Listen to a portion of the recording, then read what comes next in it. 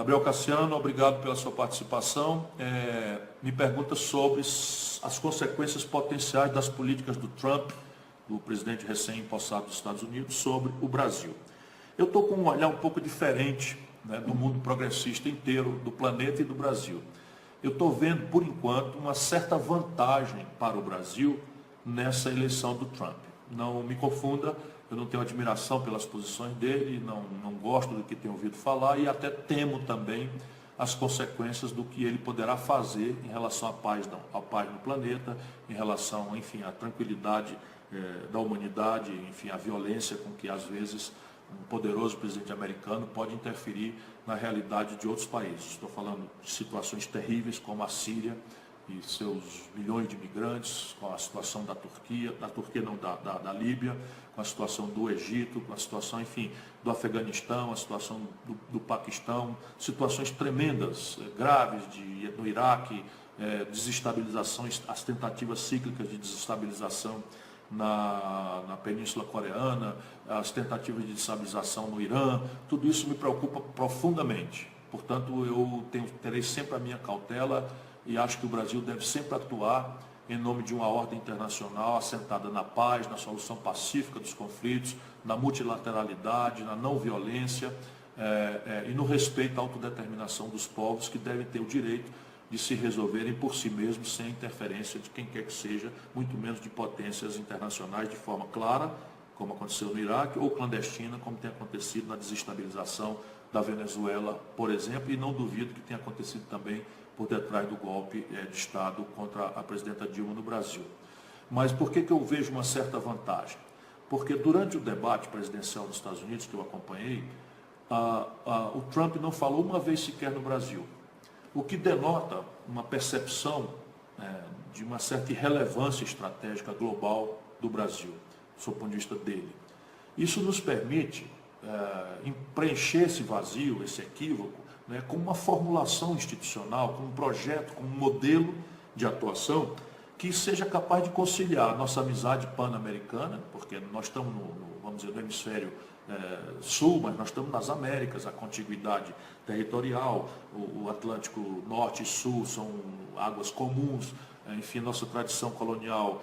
com a Europa, tudo isso estabelece vínculos com o Atlântico Norte que são da nossa tradição. O cristianismo, que é a religião da esmagadora maioria da nossa população, em qualquer das suas denominações, tudo isso estabelece comunhões. Porém, o Brasil pode, estabelecido reforçado isso, buscando ganhar status nessa relação, porque não aceitaremos jamais ser um mero protetorado dos Estados Unidos, no mínimo merecemos um status semelhante ao que os americanos dão à França ou à Inglaterra, que são potências amigas, porém respeitadas, autônomas, que têm a capacidade de fazer o que querem com seus destinos. Estou dando aqui um exemplo e nós deveríamos nos guiar por esse esforço. Porém, volto a dizer, esse pan-americanismo não nos deve eliminar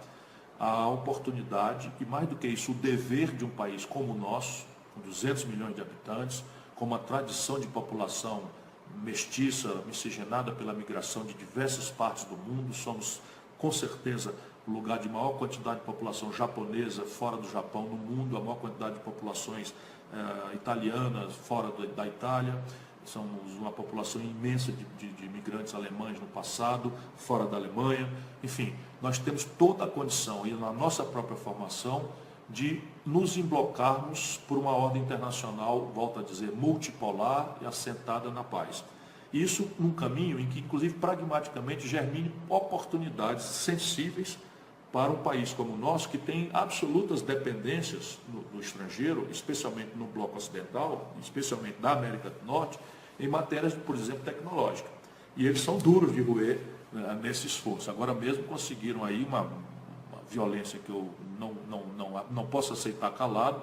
de uma fração da justiça americana determinou um espião americano, um advogado americano, dentro da Embraer. Porque a Embraer teria se envolvido em coisas de comércio pouco decentes no ambiente do mercado americano. Os americanos acham que a justiça pode, e fizeram, e a Embraer, como tem um mercado americano muito importante, não só para vender os nossos aviões, mas para comprar tecnologias sensíveis, com as quais os aviões voam, e sem as quais os aviões servem para pendurar paletó, não voam, a Embraer teve que engolir. Veja que absurdo que o governo americano introduza, bota um cara dentro da Embraer acompanhando todos os atos e fatos da produção dos nossos aviões, inclusive em áreas sensíveis de defesa. Então, estou falando da possibilidade do Brasil aprofundar a inteligência que nós já começamos e agora está dando tudo para trás, dos BRICS, que você sabe é um bloco internacional novo, né, que reúne o Brasil, que é o B do BRICS, a Rússia, que é o R do BRICS, a Índia, que é o I do BRICS, a China, que é o C do BRICS, e o S é South Africa, o S de África do Sul, na palavra em inglês South Africa vem o S. Por quê? Porque isto pode nos dar um regime de preferências comerciais num mercado global que representa 3 bilhões de bocas. Só a China e a Índia, né, mais nós e a Rússia, já fazemos aí um mercado potencialmente extraordinário para a produção brasileira atual e para aqueles produtos e serviços que nós vamos ter que evoluir para voltar a industrializar ou para começar a industrializar, porque não continuaremos pagando nosso modo de viver, vendendo mercadoria de baixo valor agregado, como mineração, minério, petróleo bruto, ou mesmo o esforço extraordinário do nosso povo do agronegócio, que carrega o nosso Brasil nas costas e ainda não é respeitado por uma certa fração da elite brasileira. Esse número vem do fato que a gente compra tudo que é industrializado fora e o que a gente vende lá fora é só minério de ferro, soja, milho, petróleo bruto. E essa gente vive perseguida e eles são que pagam a conta do nosso viver no Brasil. O que, evidentemente, restaurar o respeito, né, a essa gente que faz o dia a dia lutando para produzir no nosso país, também não dá o direito a eles de abuso. Não estou falando de abuso nenhum, mas é preciso ter mais respeito, isso é um parênteses que eu abro. Um regime de preferência comercial, a grande outro potencial é a questão da transferência de tecnologias sensíveis. Né? Por exemplo, daí pode vir a transferência tecnológica para o Brasil se autonomizar em matéria de satélite civil. Todo mundo sabe que o Brasil não tem a menor vocação bélica, né? A última vez que nós nos envolvemos em algum conflito foi lá no século XIX, não temos um profundo respeito pela nossa vizinhança, estamos com o nosso território completamente estabilizado, não temos pretensões expansionistas, mas temos o direito, né, de projetar para os satélites aquilo que for do nosso interesse sensível. Nós merecemos, né, desenvolver e concluir os nossos submarinos nucleares para que a gente possa